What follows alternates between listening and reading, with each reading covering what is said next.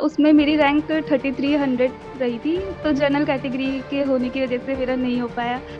Continuously पढ़ना ही चाहिए, छोड़ना नहीं चाहिए, कभी भी डीमोटिवेट नहीं होना है। अगर ऐसा लग रहा है कि नहीं, कि कम नंबर आ रहे, किसी सीनियर से बात कर लो। अगर हम सुबह शाम उसी टाइम पे टेस्ट दें तो हमारा जो ब्रेन होता है वो ऐसे फोकस करता है कि नहीं, तुम्हें अब इस दिन इस टाइम पे तुम्हें टेस्ट ही देना है। हर कुछ ऐसा। दिखाओ कुछ ऐसा, दुनिया बनना चाहे बिल्कुल। आपका जैसा।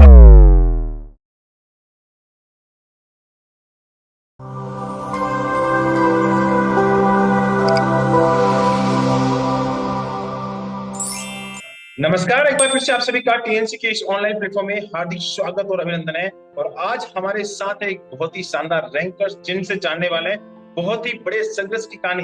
तो सबसे पहले यहाँ पे जो रैंकर्स हैं मैं उसका इंट्रोडक्शन करवाना चाहूंगा। सबसे पहले तो उनको बहुत बहुत बधाई और शुभकामनाएं। Thank you so much sir. इस इंटरव्यू की शुरुआत करने जा रहे हैं और इस इंटरव्यू में हम बहुत सारी चीजें आपके संघर्ष की जानने वाले हैं, किस प्रकार से आपने मेहनत की है उसके बारे में हम जानने वाले हैं। तो सबसे पहले इस इंटरव्यू की शुरुआत आपके अपने इंट्रोडक्शन से, कहाँ से आप आते हैं और कहाँ से आपने नर्सिंग की है। सर मैं उत्तराखंड हरिद्वार से आती हूँ और मैंने नर्सिंग देहरादून से करी है, state college of nursing Dehradun.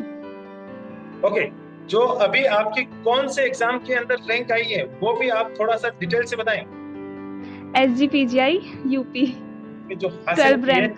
Yes sir. उसके लिए भी आपके पूरे परिवार को और आपको टीएनसी परिवार की तरफ से बहुत बहुत बधाइयां और शुभकामनाएं। बहुत ही बड़ा आपने एक आंकड़ा हासिल किया है। Thank you so much sir. Sir मेरा तो अब सपना इसको, था TNC के हाँ जी टेस्ट हाँ जी। सीरीज में, TNC के मतलब उसमें आना। उसमें जब मैं वो देखती थी, स्टेटस देखती थी, तो मेरे को लगता था कि मुझे भी आना है, इतने सारे बच्चों को बताना है कि कैसे मेहनत करी है, ये सब। ओके, टीएनसी के स्टेटस जब आप हमेशा लगातार जब देखती थी या टीएनसी के टेलीग्राम पे आप बहुत सारे फोटोज जब देखती थी, तो आप भी ये सोचते थे कि हाँ, मुझे भी इसी कैटेगरी के अंदर आना है और मुझे भी एक बहुत ही बड़ी रैंक को हासिल करना है। आज वो सपना पूरा आपका कंप्लीट हो गया है। तो सबसे पहले इस इंटरव्यू में आपसे स्ट्रेटजी जानना चाहेंगे कि आप कौन से ईयर के अंदर अपना नर्सिंग कंप्लीट किया है। 2022 में मैंने कंप्लीट करा अपने nursing, state college of nursing से।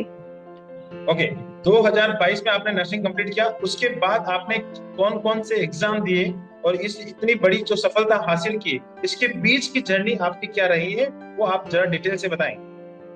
उसके बाद मैंने नॉट सेट दिया था, उसमें मेरी रैंक 3300 रही थी। तो जनरल कैटेगरी के होने की वजह से मेरा नहीं हो पाया।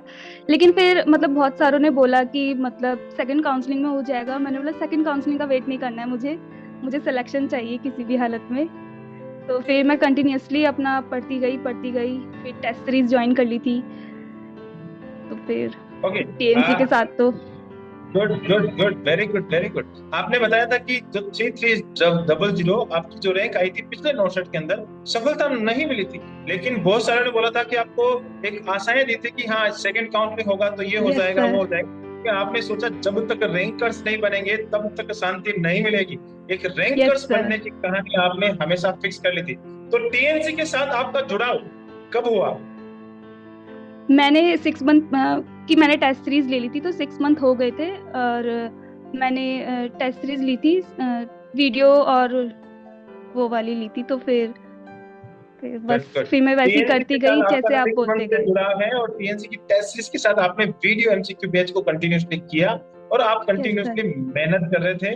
और उसी का परिणाम है कि आप ऑल इंडिया 12 रैंक हासिल कर चुके हैं। ये बताएं कि जब आप एग्जाम देके आए थे तो क्या लग रहा था कि इस बार एक बहुत ही बड़ी रैंक हासिल हो जाएगी, या जैसे पहले में आपको लग रहा था कि हाँ 3300 आया है तो उसी की तरह आपकी रैंक आएगी। नहीं सर, जैसे मैं एग्जाम देने के लिए बैठी हुई थी तो मेरे को लग गया था, मतलब कि TNC का जैसे टेस्ट चल रहा है सेम वही फीलिंग आ रही थी। क्वेश्चन सेम वैसे ही लग रहे थे मुझको। और फिर जब मैं घर आ गई, फिर मैं दोस्तों से बात भी करी, तो सबको मैंने यही बोला कि मतलब कि यार TNC के पेपर के जैसे था सब कुछ। तो यही था मतलब मेरा ये। Okay good. आपको जब एग्जाम हॉल के अंदर थे तो आपको ऐसा ही फीलिंग आ रहा था कि भाई टीएनसी के जैसा ही है सब कुछ, तो टीएनसी की तरह ही सब कुछ चल रहा है। तो क्या मैं ये यस। भी जानना चाहूंगा कि हाँ, जब आप टीएनसी के एग्जाम दे रही थी तो टीएनसी के अंदर जितने मार्क्स आ रहे थे उतने ही मार्क्स आए हैं या उससे ज्यादा मार्क्स आ गए हैं। हाँ सर, लास्ट में क्या हुआ था कि जो टेस्ट सीरीज आपने चलाई थी सुबह शाम वाली, उसमें मेरे साथ ये हो रहा था कि पर्सनली मैंने ये फील करा था कि उसमें मेरे ना 85, 80, 85 ऐसे मार्क्स आ रहे थे। तो मेरे जब वहां से वो आई, लिस्ट आई कि मेरे 85 मार्क्स है, तो मेरे को ऐसा हो गया कि अगर टीएनसी में हम इतने अच्छे नंबर ला रहे हैं तो हम वहां पे पक्का लेके ही आएंगे। तो फिर मैंने अभी नॉर्सेट की स्ट्रेटेजी भी यही रखी है। तो यही है मेरा। Okay, good. तो मैं ये जानना चाह रहा हूँ कि वहां पे आपके टीएनसी के अंदर 85 मार्क्स आ रहे थे, तो क्या एसजीपीजे में जो अभी मार्क्स आए हैं वो भी सेम ही है या कुछ ऊपर नीचे हैं? सेम है। अभी नॉर्मलाइजेशन करने के बाद मेरे 87 हो गए, लेकिन उस टाइम 85 ही आए थे जो ओके, इन्होंने कहने भेजा का था मतलब ईमेल यही में। है कि सेम मार्क्स तो टीएनसी के अंदर आ रहे हैं, वही मार्क्स आपके मेन एग्जाम के अंदर आ रहे हैं। तो कहने का यस मतलब सर। ये हुआ कि यहाँ पर अगर आप टीएनसी के अंदर अच्छी परफॉर्मेंस कर रहे हैं तो 101% है कि आप मेन एग्जाम के अंदर भी बहुत ही बड़ा स्कोर हासिल करेंगे। अब आपसे यस मैं सर। बहुत सारी चीजें जानना चाह रहा हूँ, क्योंकि ये बच्चों के अमूमन सवाल हैं और बहुत सारे क्वेश्चंस होते हैं कि जब एग्जाम के अंदर होते हैं या टीएनसी के अंदर आप जब पेपर दे रहे होते हैं, तो कई बार ऐसा होता है कि हमारा स्कोर थोड़ा सा लो आ जाता है। तो उस समय क्या करना चाहिए आपके हिसाब से? कंटिन्यूअसली पढ़ना ही चाहिए, छोड़ना नहीं चाहिए, कभी भी डीमोटिवेट नहीं होना है। अगर ऐसा लग रहा है कि नहीं, कि कम नंबर आ रहे, किसी सीनियर से बात कर लो। मैं तो अपने सीनियर्स से बात करती थी, उन्होंने भी बहुत मेरे को सपोर्ट करा है। तो सीनियर्स और अपने भाई बहन, इन सब से, तो इन्हीं से मोटिवेशन लेते लेते यहाँ तक पहुंची हूँ। ओके, कहने का सीनियर्स का मतलब बहुत मैं बड़ा रोल फाइनली है। आपकी तरफ से एक बहुत ही अच्छी लाइन आपने बोली है कि भैया डीमोटिवेशन नहीं लाना है। हाँ, हो सकता है कि परसेंटेज कम बने, हो सकता है कि रैंक कम आए, लेकिन अगर हम कंटिन्यूअसली उस जो क्वेश्चन हमारे गलत हो रहे हैं उन क्वेश्चनों पे फोकस करेंगे तो 101% एक ऐसा दिन आएगा कि हम जरूर जरूर रैंकर्स बनेंगे और बहुत ही अच्छी रैंक को हासिल करेंगे। बहुत ही अच्छी बात आपने, बहुत ही शानदार स्ट्रेटजी आपने इन बच्चों को दी है कि कंटिन्यूटी टीएनसी के साथ लगातार बना के रखना बहुत ही बड़ा इंपॉर्टेंस रखता है। एक बात और जानना चाहता हूँ कि हाँ, अभी एक कंटिन्यूटी के साथ आप टीएनसी की टेस्ट सीरीज दे रही है, वीडियो एमसीक्यू देख रही हैं, उसके साथ आपको कौन सी ऐसी बुक है जिसको आप प्रिफर कर रही हैं? सर मैं तो पीआर यादव करती हूँ, और मैं टीएनसी के जो टेस्ट होते हैं हमारे, उनके शॉर्ट नोट्स बनाती हूँ। जो मेरे गलत जाते हैं, मतलब कॉपी मेरी काफी मोटी हो चुकी है, उसी को सुबह शाम रिवाइज करती रहती हूँ। जो टीएनसी में मेरे गलत जाते हैं लगातार, तो फिर मैं उनको रिवाइज करती रहती हूँ, फिर वो नेक्स्ट टेस्ट में वो मेरा सही हो जाते हैं फिर। तो यही मेरी गुड स्ट्रैटेजी गुड, है। बहुत ही अच्छी स्ट्रेटजी और बहुत ही सटीक स्ट्रेटजी जो मैं बच्चों को हमेशा देता हूँ कि एक मिस्टेक बुक बना के रखें। बहुत सारे बच्चे ऐसे होते हैं जो मिस्टेक बुक को नहीं बनाते और ऐसे सोचते हैं कि हाँ बाद में पढ़ लेंगे, बाद में पढ़ लेंगे। ऐसा कभी भी पॉसिबिलिटीज नहीं होता है, बाद में कुछ भी नहीं होता है। कंटिन्यूटी अगर हमेशा मेंटेन रहेगी और अगर हमने हमारी गलतियों पे अगर हमने काम करना शुरू कर दिया है तो आप एक दिन बहुत ही बड़े स्टार बनने वाले हैं। और वो साबित करके दिखाया है सुरवीर पंत ने कि हाँ, अगर हम गलतियों पे हम काम करेंगे तो बहुत ही बड़ा स्कोर हम हासिल करेंगे।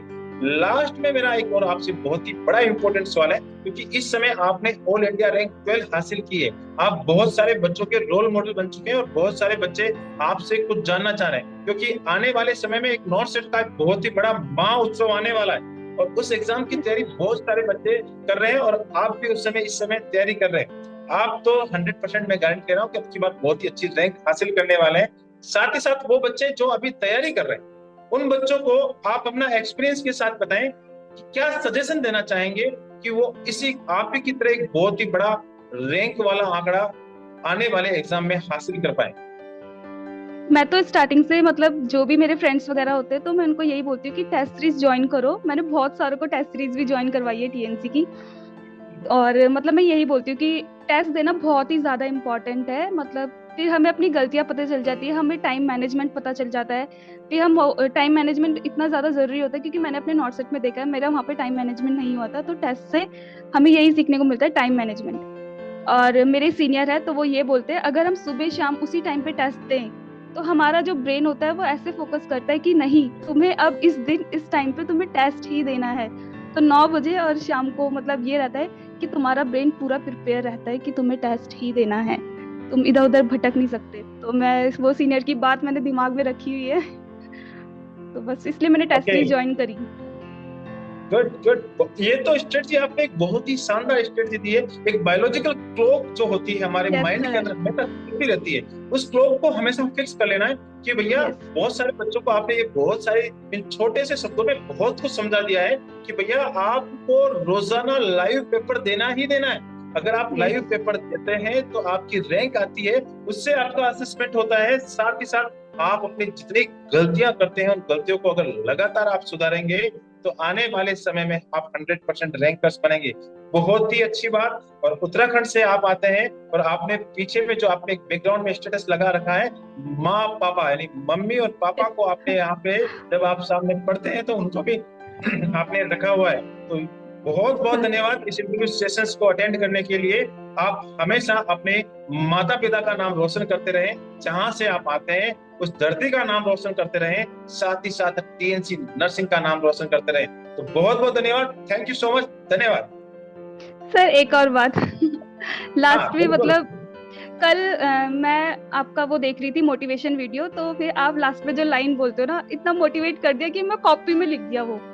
तो मतलब कर दिखाओ कुछ ऐसा, दुनिया बनना जाए आपके जैसा तो वो मैंने कॉपी में अगर लिख मैं दिया। वही बात इसी लय और ताल के साथ मैं हमेशा चुटकियों के साथ ये बोलता हूँ कि कर दिखाओ कुछ ऐसा कि दुनिया करना चाहे दुनिया आपके बनना जैसा। चाहे और आपके जैसा। मेरे साथ आप इस लाइन को बोलिएगा एक बार इस इंटरव्यू में कि हम लोग शुरुआत करेंगे 1 2 एंड 3। कर दिखाओ कर कुछ ऐसा, दिखाओ कुछ ऐसा, दुनिया बनना चाहे आपका जैसा। आपके जैसा। जय हिंद, जय भारत, वंदे मातरम। Thank you so much. Thank you so much sir.